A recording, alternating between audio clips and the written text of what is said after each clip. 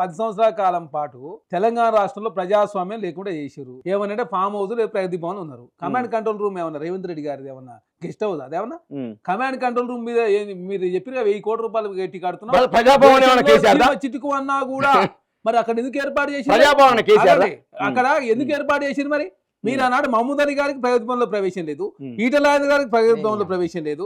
అరే మీరు ప్రజాస్వామ్యం లేకుండా చేసి పొద్దున్న రోజు ఒకసారి చూడండి, ఏనాడన్న గాంధీకో అంబేద్కర్ దండ ఇచ్చినారా మీరు? నాకు అర్థం కాదు.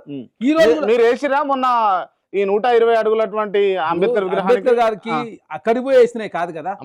నువ్వు గుర్తుపెట్టుకోవాలి ప్రతిరోజు రాష్ట్రంలో ఎక్కడ ఉన్నది దయచేసి అర్థం చేసుకోవాలి. కేసీఆర్ పోతుందని తప్పు అట్లా కాదు, ప్రజలకు ఇబ్బంది జరగొద్దని చెప్పి ప్రజాప్రభుత్వం భావిస్తా ఉంది.